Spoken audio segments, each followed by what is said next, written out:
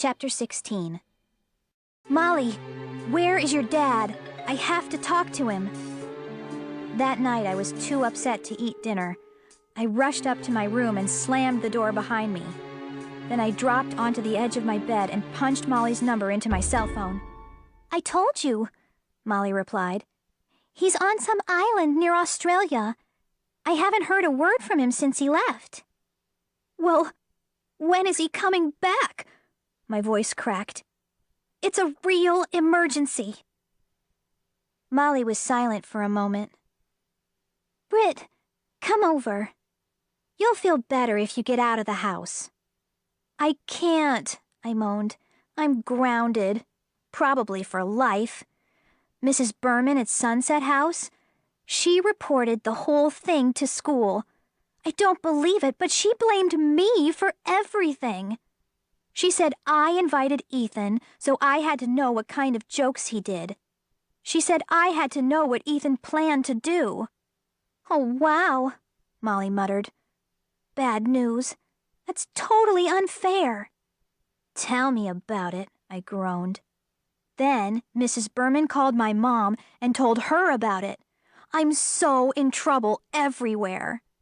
I'm not allowed to leave my room at night, and meanwhile, get this, Dad had hockey tickets that he couldn't return, so he took Ethan to the hockey game. It's so not fair. Ethan is a total freak, Molly said. I can't believe he's your cousin. Ethan isn't the problem, I said. It's Mr. Bad Boy. He's alive, Molly.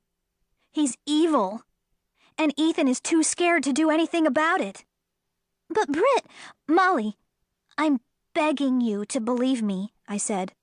No one else will. I'm not even allowed to mention the dummy to my mom or dad. But your dad, he'd believe me.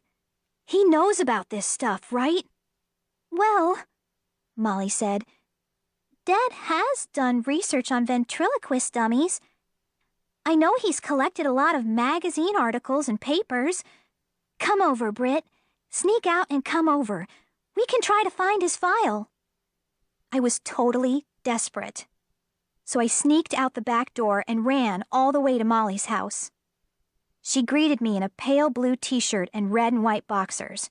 She had just washed her hair and had a red bath towel wrapped around her head like a turban. We turned on as many lights in the attic as we could, but the room still gave me the creeps, with ugly stuffed creatures and strange dolls staring out at us from the glass cases. I stopped to gaze at the empty shelf that had held the Mind Stealer doll. A shiver rolled down my back as I pictured the graveyard in the rain. Molly pulled me into her dad's library at the far end of the attic. One wall was lined with tall gray file cabinets. We began pawing through the file drawers, bulging with articles and magazines and photos and research papers about all of the weird stuff Mr. Malloy was into. After about 20 minutes of searching, I pulled out a heavy file marked ventriloquism. Molly, check it out, I said. I lugged it to the desk, spread it open, and Molly and I began sifting through all the papers. Molly wrinkled her forehead.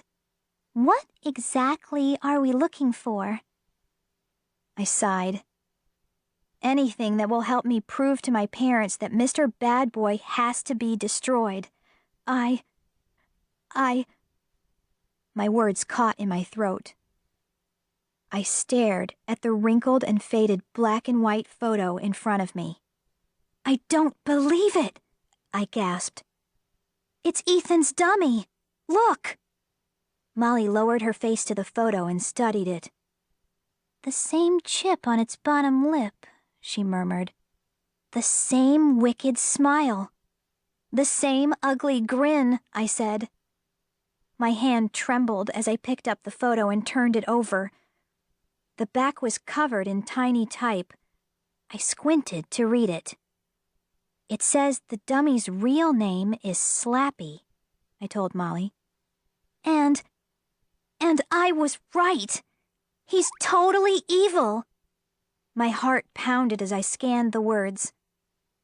It says Slappy was made by a magician sometime in the late 1800s, I said. An evil sorcerer. The wood he used was cursed. He built the dummy from a stolen coffin. Molly blinked. Oh, well. I wish Dad was here. It says the dummy turns its owners into slaves, I continued. It's power mad. It wants to enslave everyone it meets. And... My eyes skipped to the bottom. I gasped and grabbed Molly's arm. Listen to this, Molly. It has a bunch of weird words at the bottom of the page. It says, say these 6 ancient words to wake him up and to put him to sleep. You're kidding! Molly grabbed the photo from my hands and stared at it. This is excellent, Brittney. What are we waiting for? She handed the photo back to me. Then she unwound the towel from her head and began drying her coppery hair. Come on! Hurry, Britt! Let's do it. Let's shout the words in front of Slappy and put him back to sleep forever. You said Ethan is away at a hockey game, right? As we raced down the attic stairs, I raised the photo and read the ancient words silently one more time. Were my worries over? Would the words put Slappy to sleep?